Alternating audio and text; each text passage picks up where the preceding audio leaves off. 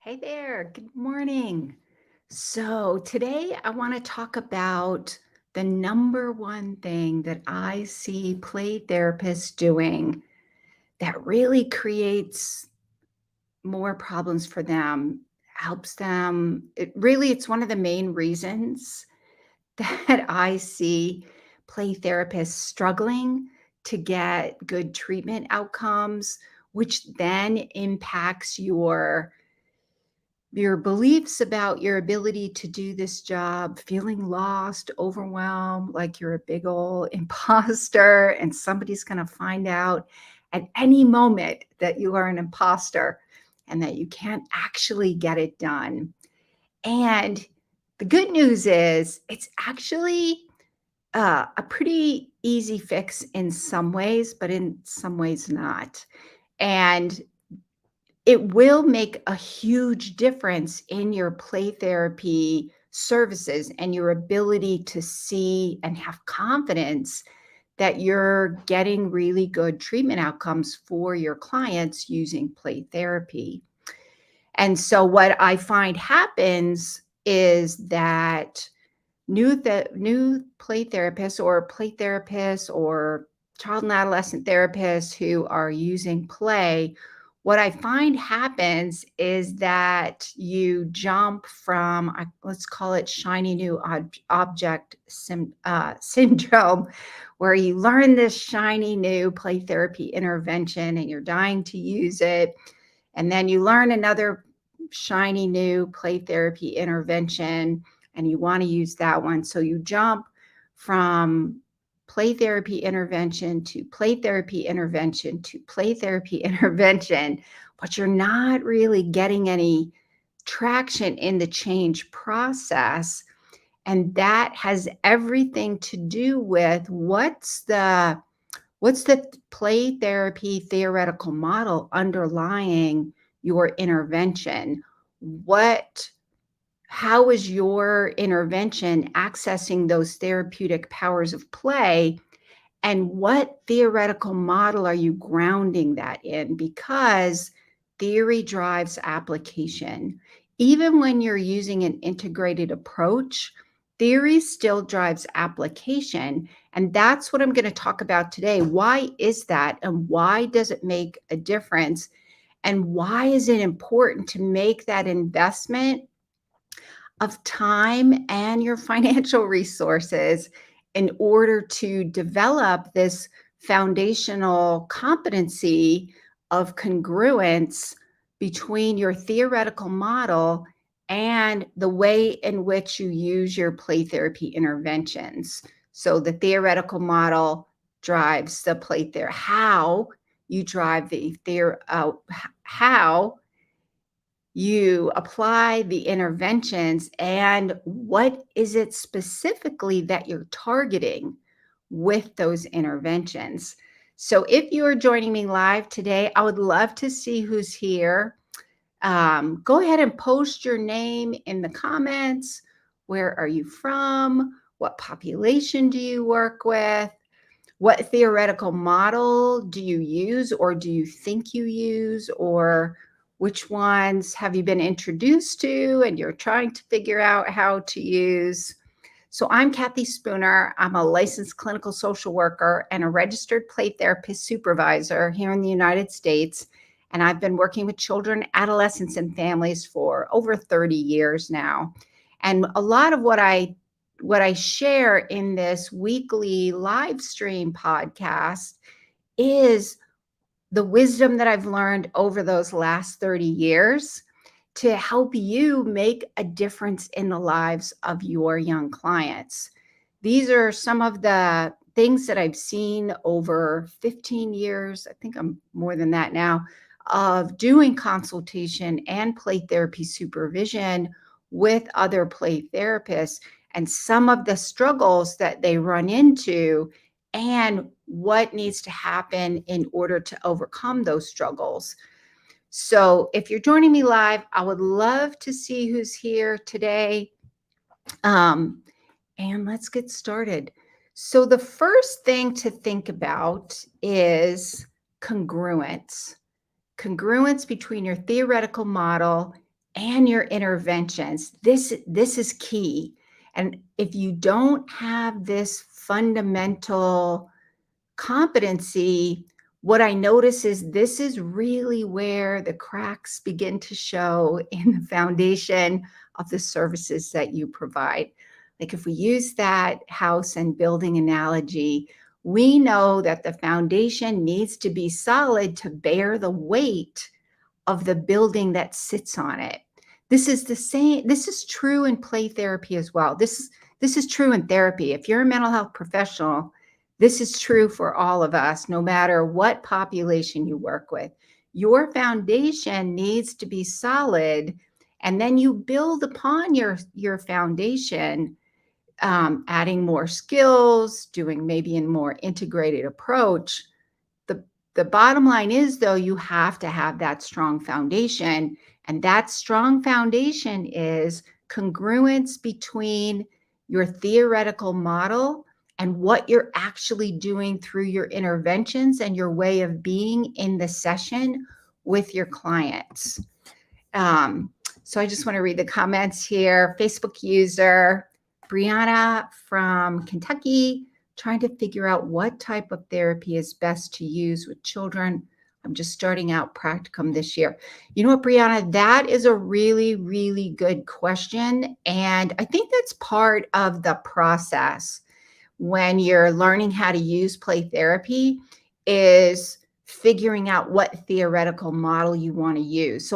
So in that regard, I think that's something that we kind of sort through in the beginning of our professional journey in play therapy, is learning about the different play therapy theoretical models and then seeing which one kind of resonates with you.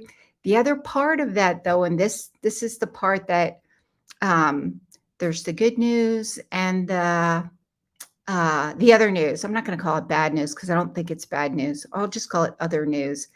The other news is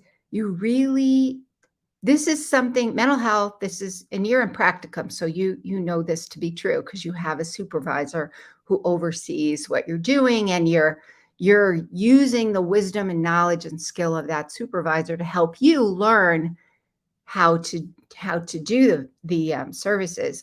So you already know this to be true, which is when you're learning, you really need to have some kind of supervisor or consultant who's experienced using these models to help you know what that looks like from session to session to session with your clients. That's a key thing, because nobody knows how to do it all at once. It's a process of learning, and that learning takes time and financial resources, which you're in school, so you know that already. So the other, Steph. Hey, Steph. For those who don't know me, I'm in Las Vegas, work with whatever age my agency gives me, and I'm pretty drawn to Adlerian. And so Steph is in my Play Therapy Academy also, and we've been kind of talking about this a little bit in Play Therapy Academy. I have 2 cohorts now. There's a Saturday cohort and a Wednesday cohort. But one of the things that we talk about all the time in these online group consultation meetings is, what theoretical model are you using? And then we're looking at how are you applying that. So I've actually, Steph, been doing quite a bit of reading about Adlerian. I want to hone up my skills on that one as well, and Gestalt. So then Nellie says, Nellie from Chemo Wellness Foundation in Kenya. Welcome, Nellie. I think we're connected on Instagram, which is where you're joining me from, which is very cool. Work with adolescents in schools 10 years and above. I'm used to art therapy. Yeah, I love using art. I use art in play therapy all the time because I think you can access those therapeutic powers of play using art. And then another Facebook user says, Oh, this is nice. I'm thinking this is stuff. Can't overstate how valuable Kathy's group is. Thank you, Steph. Yeah, I think we have both the cohorts, to be honest, are really awesome. And it's really one of the things I love about doing the group modality for consultation is you learn from each other as much as you learn from me. So it's not just what I know, it's the collective wisdom and experience and skills of the group. We're all kind of learning together and sharing ideas. Plus, you can see what others are doing and what that looks like with different kinds of clients, so that when you're in front of your clients, then you have that experience of having staffed that case and that client and the issues and different kinds of solutions that will address different kinds of issues. So thank you, Steph.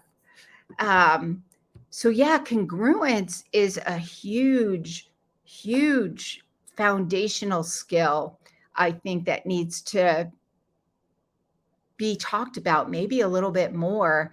And I totally understand what I call that shining object syndrome. Like, we go to trainings and we learn some really cool things and we get our play therapy books, and I have them. I look through them all the time. And what I'm looking for, though, is how are these going to connect with my theoretical model? Because your congruence with your theoretical model when you're in the sessions with your clients, when you're understanding what is actually going on that's resulting in these behaviors or this problem, then we need to be able to think about that from the framework, from the lens of our theoretical model. So congruence actually mean, I looked this up because it's a fancy word. We throw it around all the time and we maybe intuitively know what it means. But I always find it helpful to go back and actually look up these fancy shiny words and learn what exactly does that mean. Gives a little depth. So congruence is defined as the quality or state of agreeing or coinciding. So think about that in terms of your theoretical model and how you're going to apply it and how you make sense of the problem. You're using your theoretical model to do that. So, for example, if you I see these happen a lot, and this, to me, I did this too, to be honest, and I had a consultant who would help me learn these skills early on. But let's say, for example, you say you're using child-centered play therapy, but and I see this a lot, and I did it, so I get it. So you're using child-centered play therapy, and you're in the session with your 7-year-old client, and you're asking questions of your clients, or maybe you're leading the activities, but then you're following along what they do with it. The reality is you're not using the foundational principles of child-centered play therapy. So you're not really following the model, which means the model isn't going to be as effective as it can be if you did follow the principles and the strategy. I say strategies, but child-centered play therapy is more of a humanistic kind of self-actualization model in and of itself at its core. The other thing is, so let's say you're using Adlerian play therapy, but then you don't figure out strategies and skills to address personality, priorities, or lifestyle challenges. So then you're not focusing your interventions on those core foundational principles of Adlerian play therapy. So that means that you are probably at some point in your treatment process going to feel lost. You're probably going to feel overwhelmed. You're probably going to feel like you're not doing a good job and your client is not making any progress because you're a terrible play therapist. See, we've all had these thoughts.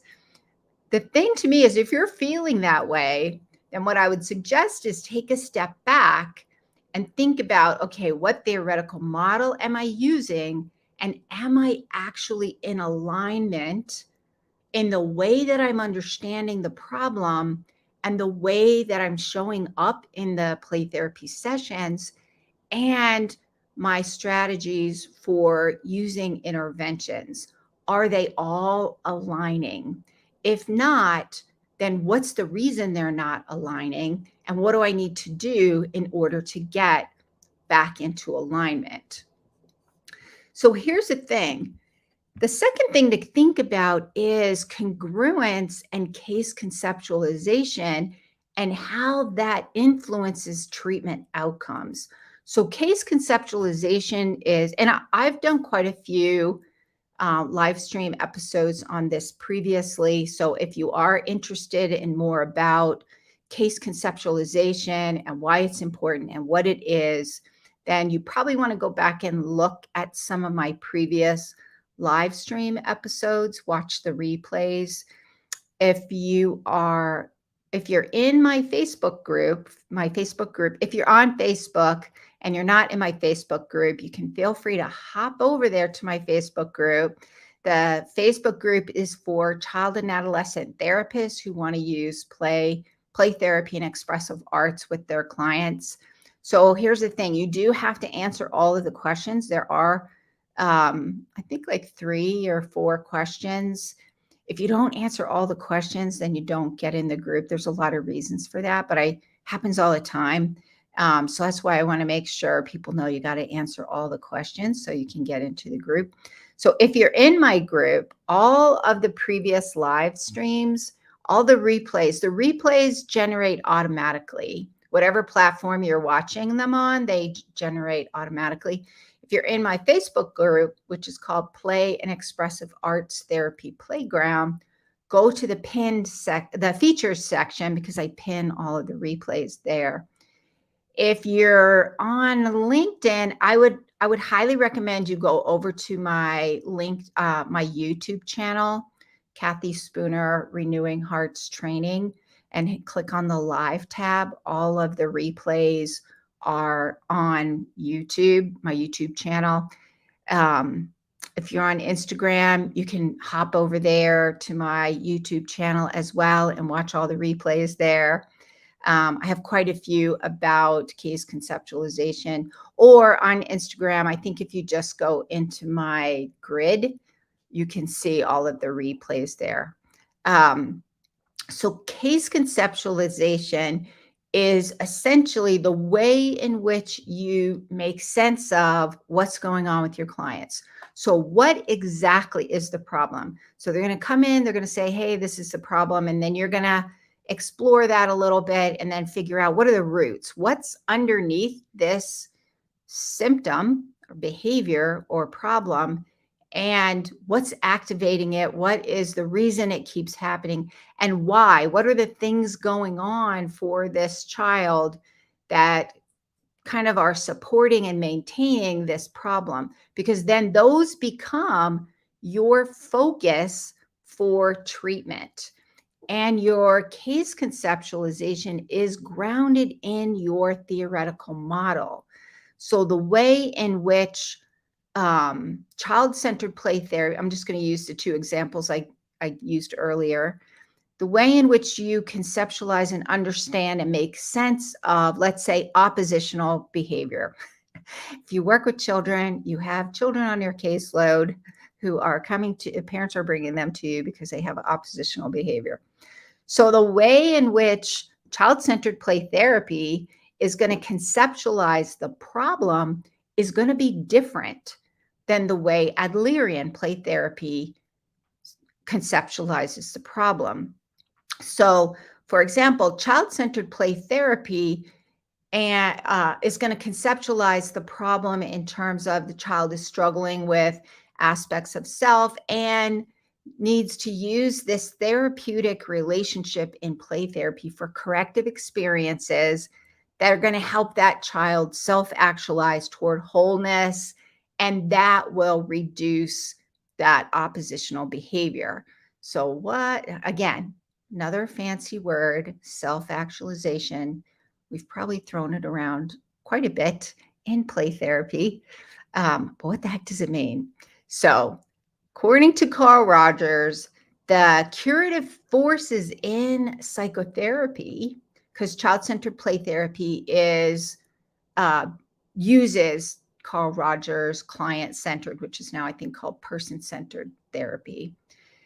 Man's tendency to actualize himself, to become his potentialities, to express and activate all the capacities of the organism. So, all of those innate gifts and talents and abilities and capabilities of the child, when given the free and protected space, that child will naturally move towards healing and wholeness, which is why in child centered play therapy, the therapist learns tracking strategies to follow along. There are no questions asked, there's no directives given. You completely are fully present in the moment, fully aware, connected and attuned with your client, and you are just there following their lead throughout that session, from session to session to session to session, which is different than Adlerian play therapy. So, Adlerian play therapy would conceptualize the problem according to lifestyle issues and trying to better understand personality priorities that are underlying this oppositional behavior, and then using that information with specific Adlerian strategies with your play therapy interventions.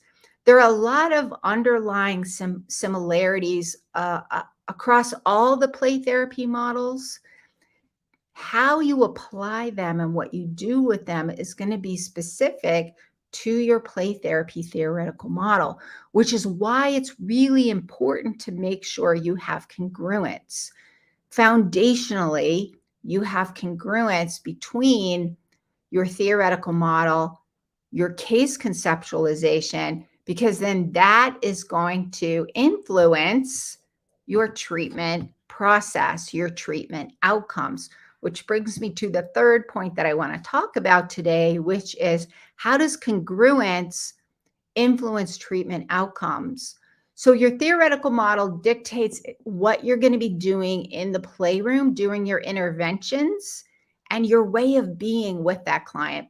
Your way of being with your client from a child-centered play therapy standpoint is much different in many ways, but some not so much. There are some similarities, but it's going to be different than your way of being from an Adlerian standpoint, because an Adlerian play therapy standpoint, you're going to be directive in some ways, some directive, some following along. You're going to use about a mix of that. In child-centered play therapy, you don't lead at all. The minute you take a question or you do some leading, you have stepped out of child-centered play therapy. So here's the thing. Your theoretical model is like your roadmap that's going to explain what the problem is and then what needs to happen so that you can get your client from the beginning of treatment to successful completion and get relief or feel better. I mean, this is why you ask any play therapist, and I bet if you asked yourself, if I asked you this question I'm about to say, you probably already know the answer, because we all pretty much say the same thing, which is why invest all this time and money to go to graduate school? And then, in addition to graduate school, you're going through and you're doing all this play therapy training, investing time and money in a consultant or supervisor to help you take what you learn in the sessions and apply those with each unique client. Why do we do all of this? We do it because we feel like it's a calling.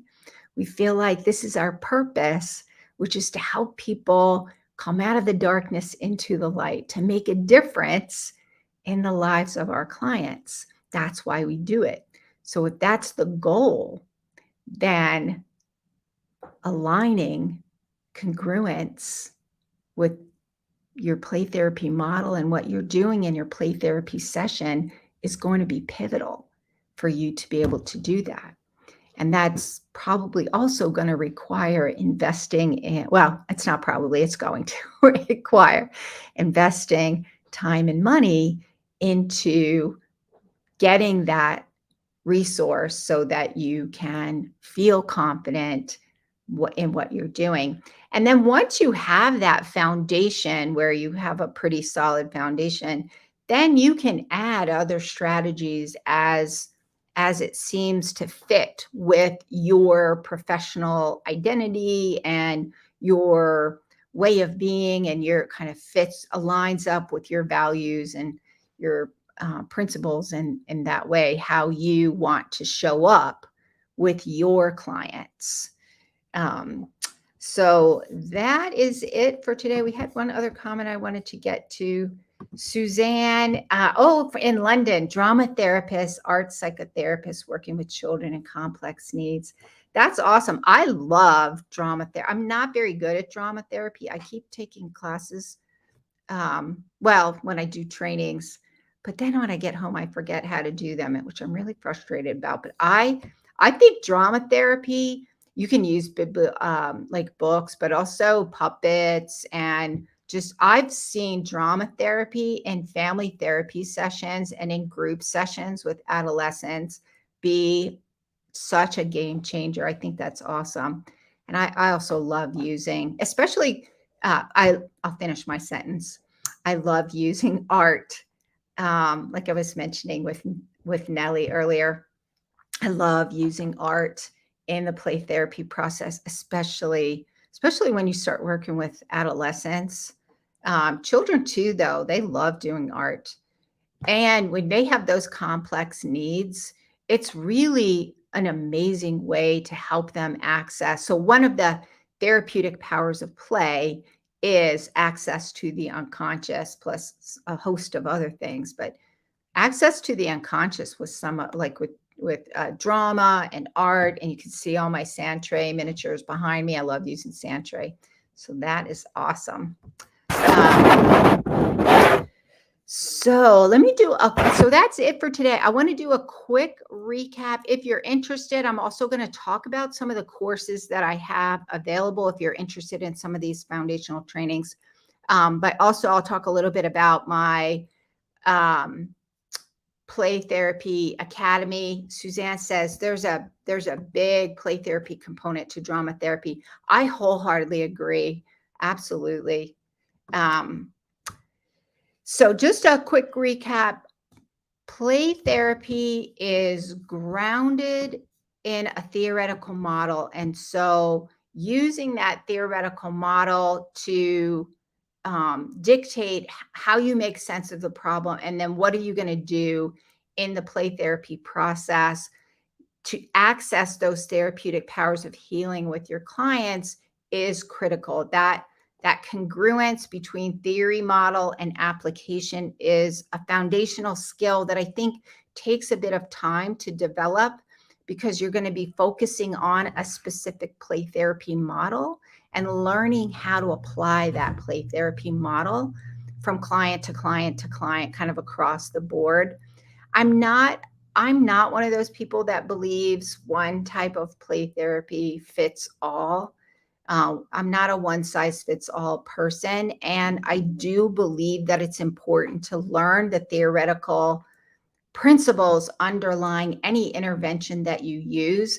Because when you're even when you're using an integrated approach, you need to understand the theoretical principles and way of using that intervention from that play therapy model that you're using. So, for example, if I'm going to be using art, I'm thinking about, how am I using art? Am I using art from a child-centered play therapy standpoint?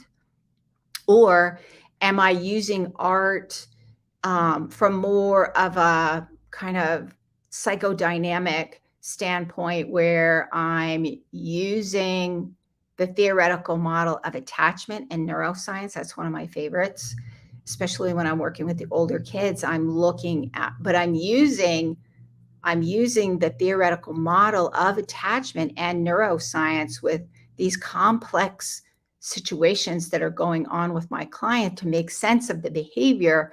And then I'm going to use an intervention that's going to help my client access different therapeutic powers of play for healing. So even with an integrated approach, you still want to consider and think about what model you're using, because that model is going to determine what that actually looks like in the play therapy room with your clients. The second thing is congruence between your case conceptualization and your treatment approach. So how you conceptualize the problem is rooted in your theoretical model. The way that you make sense of what's going on, that now becomes the treatment focus. What it is you're focusing on in treatment and who's going to be involved in the treatment process.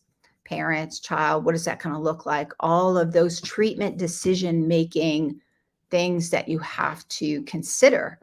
Which brings me to the third point, which is, how does congruence influence treatment outcomes? So the way in which you conceptualize the problem based on your theoretical model will influence the treatment focus and the strategies that you're going to use in the play therapy sessions, and how you get your client through all the phases of treatment. So child-centered play therapy treatment has 4 phases. I'll use the example of Adlerian again. Adlerian play therapy has 4 phases. They have slightly different focuses. They have very different ways of application. What are you doing in each of those different phases? So even though there are a lot of similarities between the two, they go very different directions in terms of what you're actually doing in the sessions, which means you're using your theoretical model and staying aligned or congruent with that is going to help you figure out from session to session to session what's going on, what needs to happen, how are you going to navigate through any of those roadblocks that come up. That's your treatment focus and based on your theoretical model. So that is it for today. A Facebook user says, I feel like this has been the best explained lesson on theory and what it actually means that I've ever heard. Oh, thank you. Yeah, and I think, Steph, you mentioned last time, like, trust the process. Which, we say that all the time, but kind of like what you're saying is, what the heck does that mean?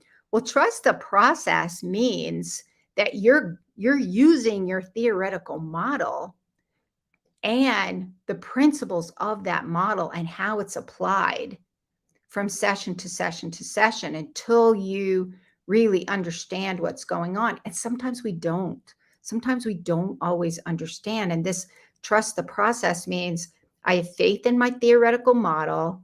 I know children can access the therapeutic powers of play with the theoretical model, which dictates how I'm going to show up in the sessions and what kind of interventions I'm going to use in that session.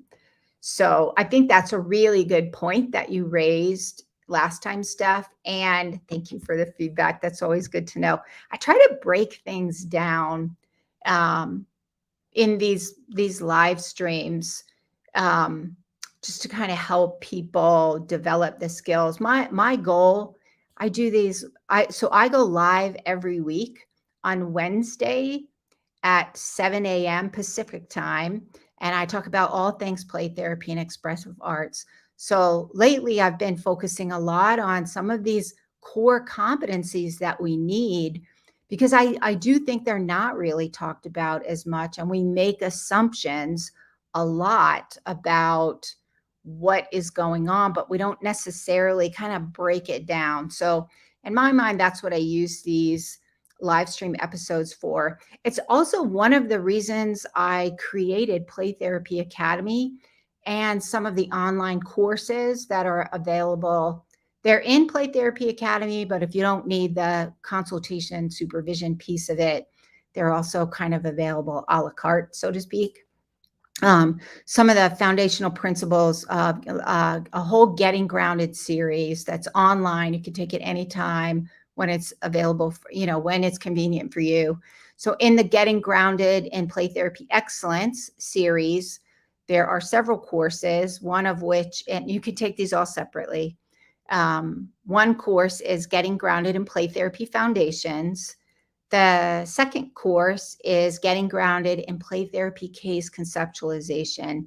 And in that course, I break down what kind of questions you need to be asking, why do you need to be asking them, when do you need to be asking them, and then step by step, how do you take that information and do your case conceptualization process, use a cultural and ethical lens to do that so that you have a good idea of what's going on with your client. And then that clinical decision-making process that you do, that assessment process you do throughout the treatment process. So the next course that's going to be coming out in July is going to be Getting Grounded in Play Therapy Treatment Planning. That's where you understand the foundational principles, you take the play therapy case conceptualization, and now you're using that to help you develop your focus in treatment and strategies and what actually needs to happen and how to write treatment plans in play therapy. That's a question I get asked all the time. How do you do progress notes? How do you write treatment plans? After the treatment plan course, the next course that'll be coming out probably in September is going to be progress notes. So if you're interested in that, you can pop over to my website, which is rhplaytherapytraining.com. Again, that's rhplaytherapytraining.com. Renewing Hearts Play Therapy Training. Pop over there on the courses page. You'll see the courses. If you're interested in Play Therapy Academy, we meet twice a month for a group. And also all of these courses are included in Play Therapy Academy. The reason I did that is because one of the things that I was finding is we have the play therapy consultation or supervision is what a lot of people call it. And breaking some of these things down, what are foundations of play therapy? How do you do this case conceptualization thing? How do you write some treatment plans? What the heck should I put in the progress notes? How the heck do I integrate parents? What the heck do I do?